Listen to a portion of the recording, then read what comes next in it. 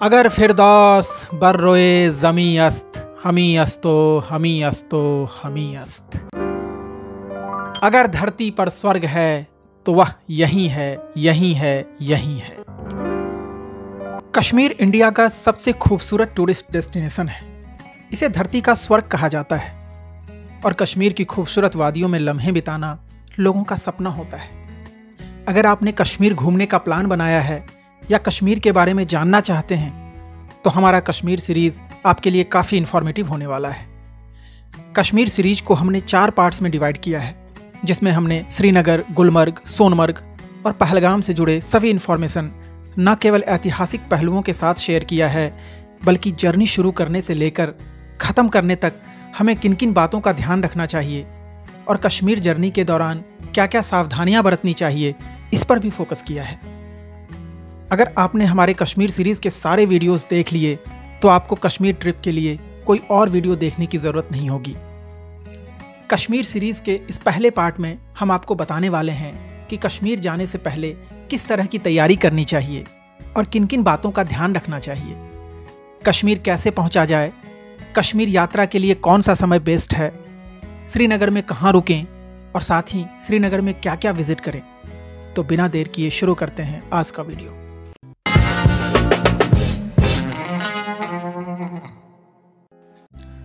दोस्तों, कश्मीर जाने से पहले आपको कुछ बातों का ध्यान जरूर रखना चाहिए, क्योंकि कुछ ऐसी चीज़ें हैं जिनका अगर आपने ध्यान नहीं रखा तो आपको वहाँ पहुँचकर प्रॉब्लम हो सकती है। सबसे पहली बात, कश्मीर में प्रीपेड मोबाइल सिम काम नहीं करता है, इसलिए वहाँ जाने से पहले कम से कम एक पोस्टपेड सिम का जुगाड़ जरूर कर लें।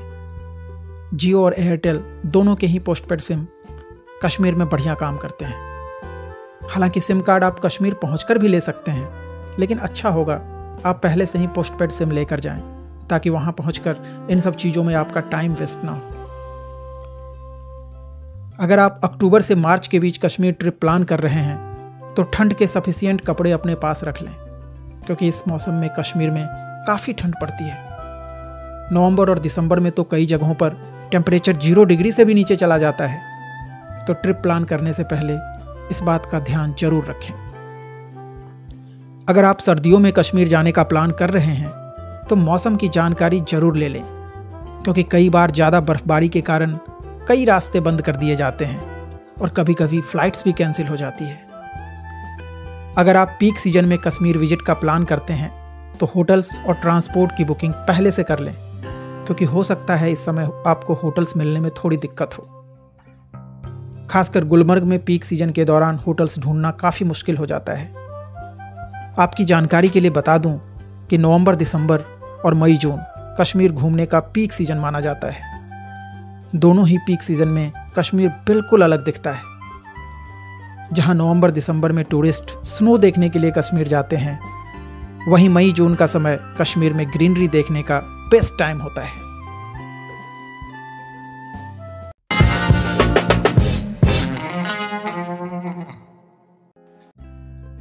कश्मीर घूमने के लिए आपको सबसे पहले आना होगा श्रीनगर।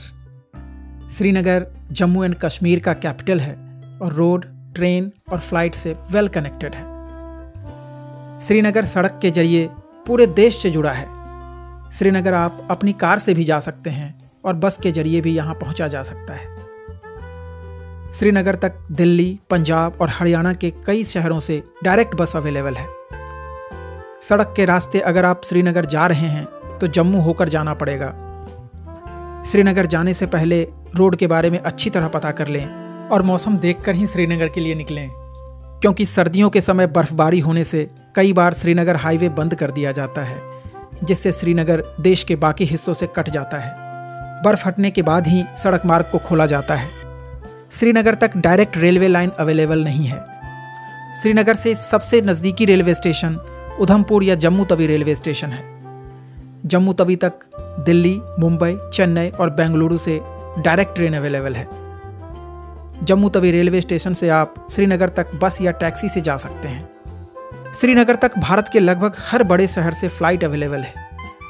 हवाई मार्ग से दिल्ली से श्रीनगर पहुंचने में लगभग 1.25 से 1.5 घंटे लगते हैं। मुंबई, बेंगलुरु और चंडीगढ़ जैसे शहरों से भी श्रीनगर के लिए फ़्लाइट अवेलेबल है।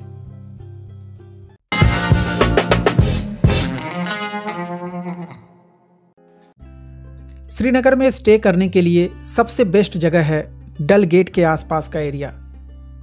डल गेट के पास स्टे करने के लिए आपको कई सारे होटल्स और रिजॉर्ट्स मिल जाएंगे। इसके अलावा यहाँ हाउस बोट्स की भी भरमार है, आप वहाँ भी रुक सकते हैं। हाउस बोट्स बेसिकली डल लेक में नावों पर बने लकड़ी के घर हैं जिसमें रहने के लिए सारी फैसिलिटीज़ अवेलेबल होती हैं। अगर आप कश्मीर आ रहे हैं तो कम से कम एक दिन के लिए हाउस बोट में ज़रूर रुकें। हाउस बोट में स्टे आपको काफ़ी एडवेंचरस एक्सपीरियंस देगा। डल लेक में 2000 से 10,000 रुपये पर नाइट तक के हाउस बोट्स अवेलेबल हैं जिन्हें आप अपने बजट के हिसाब से सेलेक्ट कर सकते हैं। हाउस बोट में आपको फूड का ऑप्शन मिल जाता है, आप चाहें तो विद फूड या विदाउट फूड हाउस बोट को बुक कर सकते हैं। जितने भी हाउस बोट्स हैं सबकी अपनी शिकारा बोट होती है जो आपको रोड से हाउस बोट तक लाने और हाउस बोट से रोड तक ले जाने के लिए सर्विस प्रोवाइड करती है।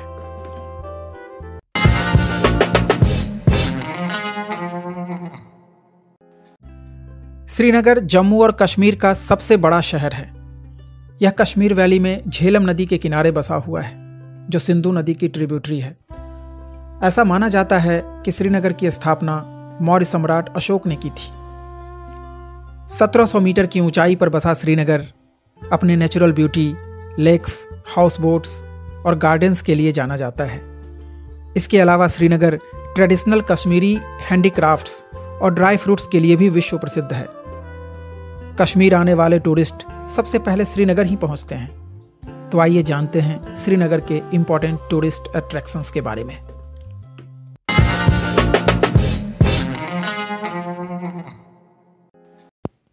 अगर आप कश्मीर आते हैं और डल लेक में शिकारा राइड नहीं करते हैं तो आपका कश्मीर जर्नी का एक्सपीरियंस अधूरा रह जाएगा। डल लेक में शिकारा राइड आपके कश्मीर जर्नी को मेमोरेबल बना देगा। इस वीडियो में शिकारा राइड से रिलेटेड हर तरह की इन्फॉर्मेशन दी गई है, जैसे कि शिकारा राइड में कितना खर्चा आएगा, शिकारा राइड के लिए बेस्ट टाइमिंग क्या है, कौन कौन से इंपॉर्टेंट व्यू पॉइंट्स हैं जिन्हें हम शिकारा राइड में कवर कर सकते हैं, क्या शिकारा राइड के दौरान शॉपिंग करनी चाहिए, शिकारा राइड करते समय क्या क्या एंजॉय कर सकते हैं, और इसी के साथ मैं आपको ये भी बताऊंगी कि शिकारा राइड के दौरान किस तरह से फ़ोटो क्लिक करवा सकते हैं और वीडियो बना सकते हैं।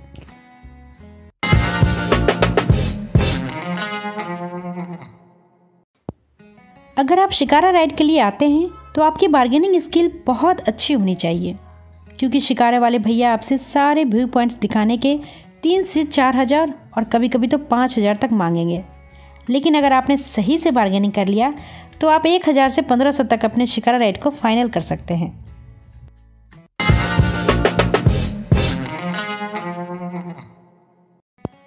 शिकारा राइड से डल लेक की खूबसूरती को देखने के लिए आपके पास कम से कम 2 से 3 घंटे होने चाहिए।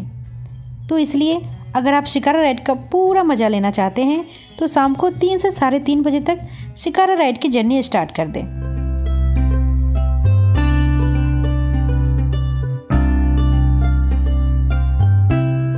शाम के समय शिकारा राइड के साथ साथ आप डल लेक में सनसेट को भी एंजॉय कर सकते हैं।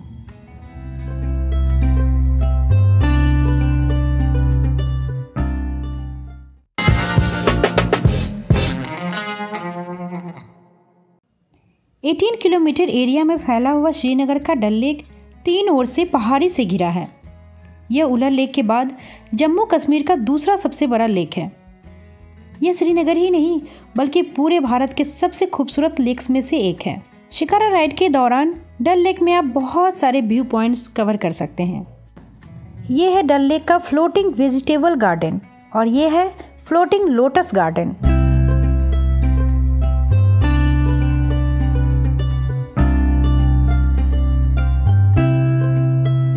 डल लेक में थोड़ा आगे बढ़ने पर हमें नजर आता है फ्लोटिंग पोस्ट ऑफिस।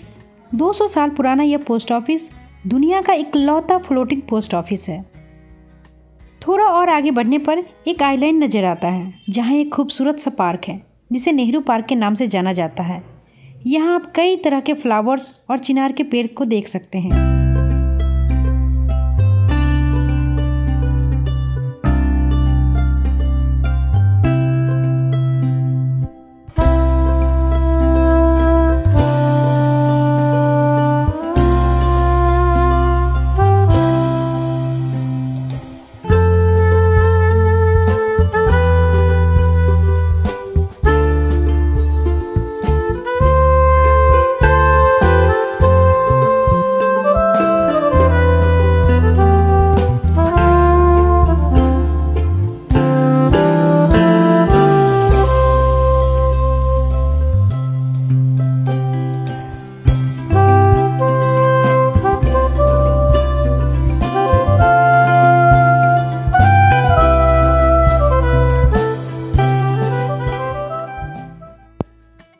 यहाँ आप बहुत सारे वाटर एक्टिविटीज़ कर सकते हैं।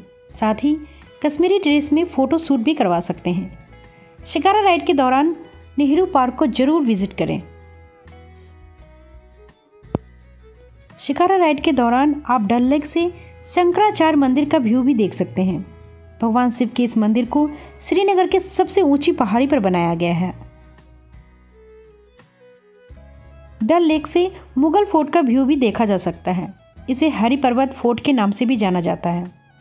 इसका आउटर फोर्टिफिकेशन वॉल मुगल सम्राट अकबर के द्वारा बनवाया गया था। इस फोर्ट को प्रेजेंट फॉर्म में अफगान गवर्नर अता मोहम्मद खान के द्वारा 18वीं सेंचुरी में बनवाया गया। शिकारा राइड करते करते अब हम आ पहुँचे हैं डल लेक के सबसे अट्रैक्टिव और यूनिक मार्केट मीना बाज़ार में। पानी में तैरते हुए बाज़ार अक्सर विदेशों में दिखाई देते हैं, लेकिन हमें तो खूबसूरत कश्मीर के डल लेक में तैरते हुए बाज़ार देखने को मिल गए। क्या नहीं था इस मीना बाज़ार में। खासकर कश्मीरी ड्रेसेस की शॉपिंग के लिए यह मार्केट काफ़ी फेमस है। आप अपने बजट के हिसाब से यहाँ शॉपिंग कर सकते हैं।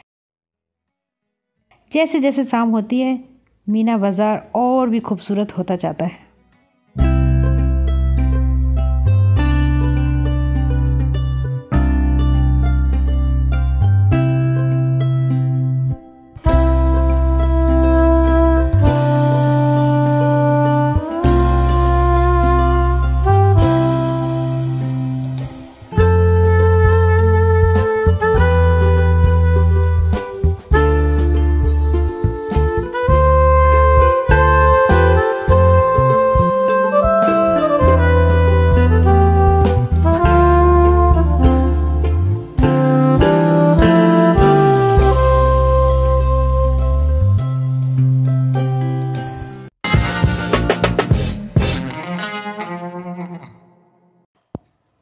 शिकारा राइड के दौरान अगर आप चाहें तो बहुत सारी शॉपिंग भी कर सकते हैं।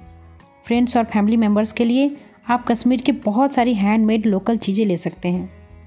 और हाँ, शॉपिंग करते समय बार्गेनिंग करना बिल्कुल ना भूलें। इससे आप अपना बहुत सारा पैसा सेव कर सकते हैं, क्योंकि यहाँ हर चीज़ का रेट बहुत बढ़ा चढ़ा के बताते हैं। यहाँ पर ये भैया हमें लकड़ी से बने फ्रूट बास्केट दिखा रहे हैं और साथ ही ड्राई फ्रूट बास्केट भी इनके पास है, जो बहुत ही खूबसूरत है और दोनों का प्राइस इन्होंने 1250 रखा है। और ये वॉच बहुत अच्छी लग रही थी, इसे आप होम डेकोर के लिए ले सकते हैं। इन सब के अलावा कश्मीर प्रिंट किया हुआ बहुत छोटी छोटी चीज़ें भी थी।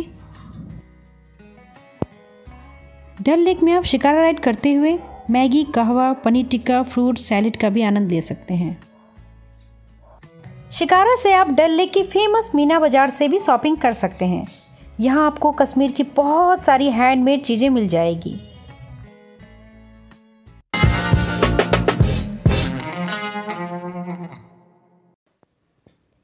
डल लेक में फ़ोटो शूट और वीडियोग्राफी का मज़ा ही कुछ और है। आप कई पोजेज़ में फ़ोटो क्लिक करवा सकते हैं। और हाँ, शिकारा चलाते हुए वीडियो और फ़ोटो लेना मत भूलें। आप कश्मीरी ड्रेस में भी शिकारे पे फ़ोटो शूट करवा सकते हैं।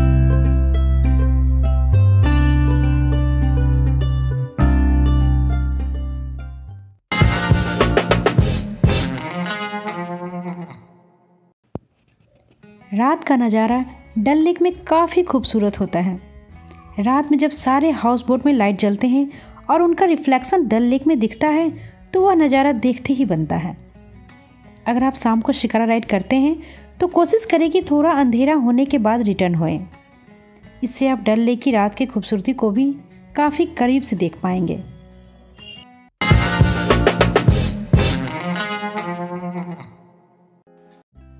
श्रीनगर की हसीन वादियों में एक ऊंची पहाड़ी पर बना शंकराचार्य मंदिर जम्मू कश्मीर के सबसे प्राचीन और लोकप्रिय मंदिरों में से एक है। शंकराचार्य मंदिर तक पहुंचने का रास्ता काफ़ी घुमावदार और खूबसूरत है। यह मंदिर डल लेक के पास है और शिकारा राइड के दौरान डल लेक से भी दिखाई देता है, लेकिन यह इतनी ऊंचाई पर स्थित है कि डल लेक से यहाँ तक पहुँचने में कम से कम 30 मिनट तो लगते ही हैं। मंदिर और आसपास का area archaeological survey of India के द्वारा प्रोटेक्टेड है। मंदिर का मैनेजमेंट धर्मार्थ ट्रस्ट देखता है। साथ ही मंदिर की सुरक्षा भारतीय सेना के द्वारा की जाती है।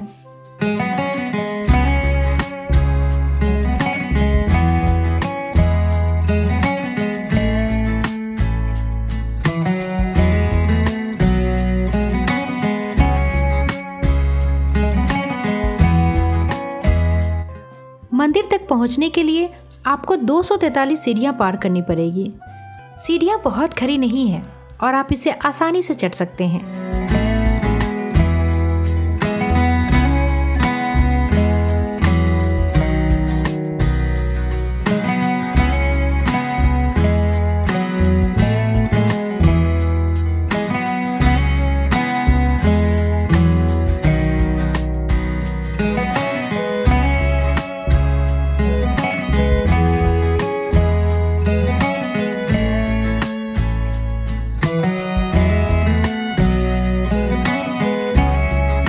अगर आप सीनियर सिटीजन हैं या सीढ़ियाँ चढ़कर मंदिर दर्शन के लिए नहीं जाना चाहते हैं तो आपके लिए यहाँ हॉर्स भी अवेलेबल है।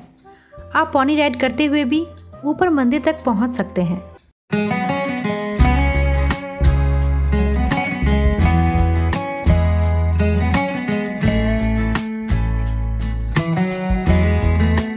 इस मंदिर से पूरे श्रीनगर का खूबसूरत दृश्य देखा जा सकता है।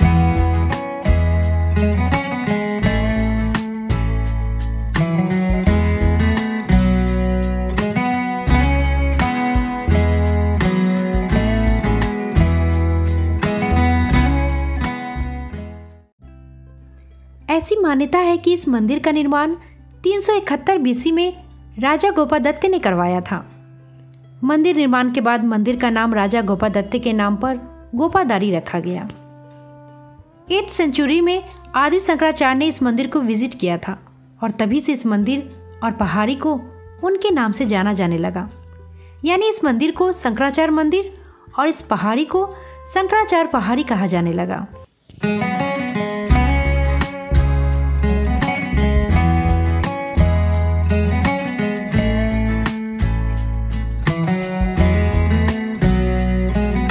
समुद्र तल से 1000 फीट की ऊंचाई पर बना यह मंदिर श्रीनगर के सबसे ऊंची पहाड़ी पर स्थित है। जिस पहाड़ी पर यह मंदिर स्थित है उसका सबसे पहला हिस्टोरिकल रेफरेंस कल्हन की राज तरंगिणी में मिलता है। कल्हन ने इस पहाड़ को गोपादरी या गोपा हिल कहा। उसका कहना है कि राजा गोपादत्त ने आर्य देश से आए ब्राह्मणों को पहाड़ी की तलहटी में जमीन दी थी और इसी राजा गोपादत्त ने इस पहाड़ी के शिखर पर एक मंदिर का निर्माण करवाया था।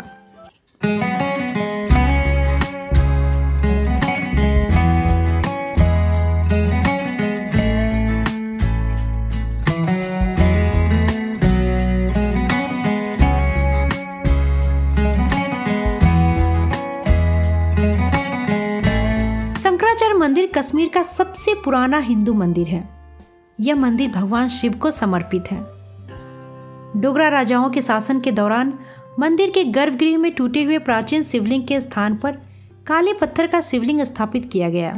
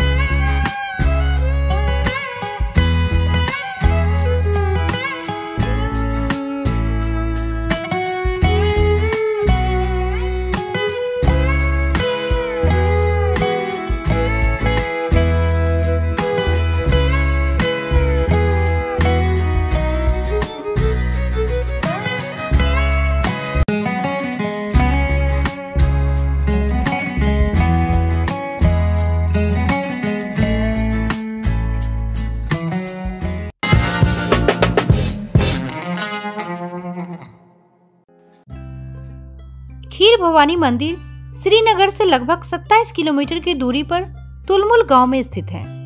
खीर भवानी मंदिर को लेकर एक रोचक कहानी प्रचलित है। कहा जाता है कि देवी खीर भवानी पहले लंका में विराजमान थी और रावण खीर भवानी देवी का एक बहुत बड़ा भक्त था। रावण की भक्ति से माँ भवानी काफी प्रसन्न रहा करती थी। लेकिन जब रावण ने सीता हरण किया तब रावण से नाराज होकर देवी ने हनुमान जी से कहा, मेरी प्रतिमा को लंका के बजाय कहीं और स्थापित करो। तब हनुमान जी ने देवी की प्रतिमा को लंका से उठाकर कश्मीर के तुलमुल में स्थापित कर दिया और हमेशा के लिए देवी यहीं आकर बस गई और फिर कभी वापस लौटकर लंका नहीं गई। मंदिर परिसर में एक कुंड है। ऐसी मान्यता है कि जब कोई मुसीबत आने वाली होती है तो कुंड के पानी का रंग बदल जाता है, जिससे भक्तों को आभास हो जाता है कि कोई बड़ी मुसीबत आने वाली है। कहा जाता है कि जब 2014 में कश्मीर में बाढ़ आई थी तो इसके पानी का रंग काला हो गया था। धार्मिक मान्यता है कि यहाँ माता को खीर का भोग लगाने से वे प्रसन्न होती हैं, इसलिए माता को खीर का भोग लगाया जाता है और भक्तों को भी प्रसाद के रूप में खीर ही दिया जाता है।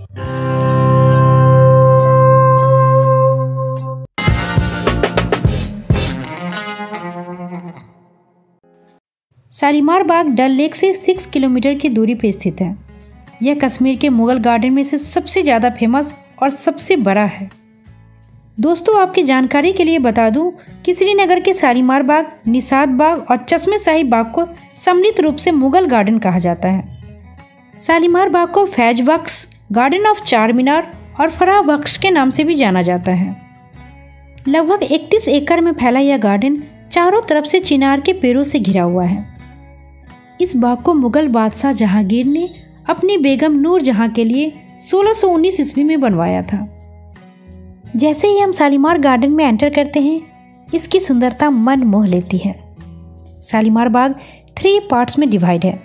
बाहरी बाग दीवान-ए-आम और बीच का हिस्सा दीवान-ए-खास कहलाता है। गार्डन का सबसे ऊपर वाला हिस्सा शाही महिलाओं के लिए रिजर्व था। बाग के इस हिस्से का प्रयोग केवल शाही राजघराने की औरतें ही कर सकती थी। किसी अन्य का प्रवेश वहां वर्जित था। बाग के बीचों बीच शानदार चिकने पत्थरों से बनी एक नहर बहती है, जिसकी ब्यूटी देखने लायक है।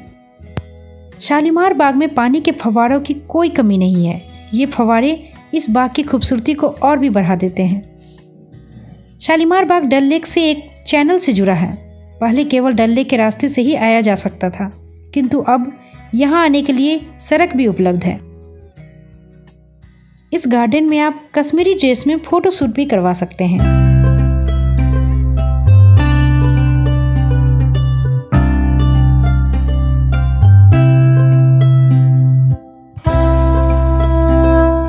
शालीमार बाग के सबसे ऊपरी छत पर बने काले मंडप में फारसी में एक फेमस शिलालेख है, जिसमें लिखा है, अगर फिरदौस बर रोए जमी अस्त, हमी अस्तो हमी अस्तो हमी अस्त।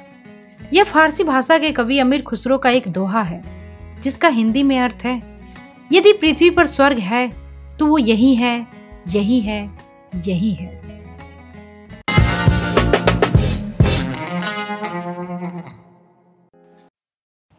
निसात बाग डल झील के बिल्कुल पास स्थित है, जिसे 1633 ईस्वी में मुमताज महल के पिता हसन आसफ खान के द्वारा बनाया गया था। इस गार्डन में फूलों की कई दुर्लभ प्रजातियां, चिनार के पेड़ और सरू के पेड़ पाए जाते हैं। भव्य फव्वारों, बड़े से लॉन और ब्यूटीफुल फ्लावर्स के कारण यह गार्डन काफ़ी फेमस है। कहा जाता है कि शाहजहां अब्दुल हसन आसफ खान का दामाद था और इस बाग को देखकर वो बहुत प्रभावित हुआ था। इसको देखने के बाद उसने यह इच्छा व्यक्त की थी कि उसके ससुर उसे यह बाग उपहार में दे दे। बाद में ससुर द्वारा बगीचे को गिफ्ट ना करने पर उसने बगीचे में पानी के सप्लाई को रुकवा दिया था। आप श्रीनगर में इस गार्डन को भी विजिट कर सकते हैं।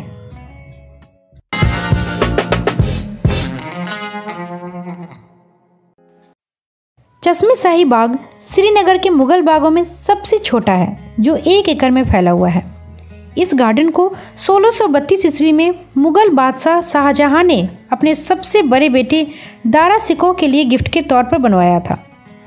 इस गार्डन का सबसे इम्पोर्टेंट अट्रैक्शन है साफ पानी का बहता हुआ झरना, जिसके बारे में कहा जाता है कि इसके पानी में काफ़ी औषधीय गुण है।